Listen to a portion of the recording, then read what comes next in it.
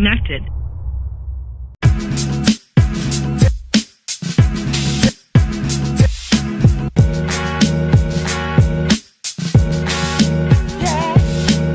What's up, YouTube? It's dafobra, and I'm out here on a not too bad late October, and I'm still riding. I did put on my my Icon Motorhead 2 with the liner, got the heated grips on with the Dainese 4-strokes, and the heated grips are only at like the lowest setting, and it's still kind of warm. But let me tell you, I'm pretty darn comfy.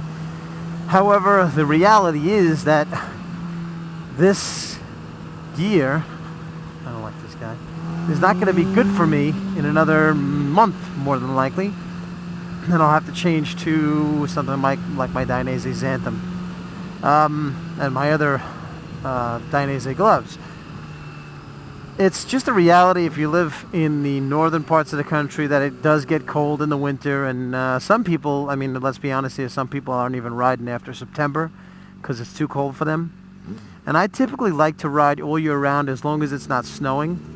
And what was it? I think it was 2 years ago I put these Oxford heated grips on my bike, and I do love them. I love them. I use them all year round as grips. They're very comfortable. I think the company is awesome. They're amazing. Their customer service over there. And I would absolutely recommend these heated grips to anybody who's thinking about buying them. However, when I look at heated gear, and this is something, it's almost like to me it's almost like a taboo word. Oh no, this isn't where I want to go. It's like a bad word, heated gear. You know, do I want to go through the expense of heated gear, despite, you know, like my buddy Mark, who has heated gear, he absolutely loves it. Look at these guys. What's up, boys? He absolutely loves his heated gear and has been telling me for years that I should go for it.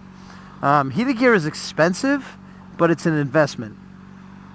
I think, what is it, Guide by Gerbing? I think that's probably the brand that stands out to me. I don't know if Warm and Safe or Powerlit are still out there. What is going on here? Oh, you dumbass. You screwed us. So anyway, you got, I think it's Guide by Gerbing. They have a nice setup. They have a nice set of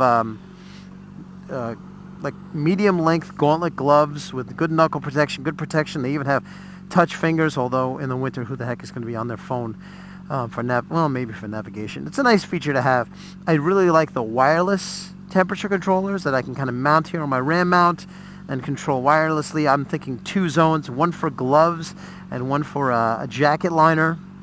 But even still, I mean, you know, let's be honest here. You're talking about $300 to $400 for something where I don't know how much use I'm going to get out of it. When it's that cold out, am I really going to be going out? And, you know, Mark will always tell me it's all about comfort and feel, and you know, you're paying for that comfort and you can use it wherever and you don't have to wear bulky layers. I mean, when it's in the 40s, I'm wearing my Dainese Xantum, which is I really think it's an amazing jacket. The liner, which is not very bulky, and my freeze out underneath it, but you still are kind of bulked up. No matter what, you're wearing, you know, 3 layers of stuff. And you know, my Dainese winter gloves, my Clutch Evo D-Dries, are great gloves because they don't feel bulky like trash bags, which is what the majority of winter gear feels like if it's not heated. But I don't know if I would trust those Clutch Evos, you know, down to like, I don't know, high 30s. I think it's still cold even with my heated grips. So, you know, when you weigh the comfort factor, you don't have to bulk up so much. You can be a lot more comfortable. You can feel a lot better. I'm going to go around you now because there's 2 lanes here. I just don't know if it's worth the expense. So, plus I'd have to wire it up on my bike. It's not huge, but it's something. You know, it's something to consider whether or not I really need heated gear. So, not an exciting topic, but it is something I've been thinking about. So if you have any input on heated gear, please don't tell me that it's 85 degrees out where you are in November and you want, you know, it's too hot for you and you don't want heated gear, you want cooled gear. I don't need that kind of anger in my life, so don't tell me how beautiful it is where you live. See, nobody cares.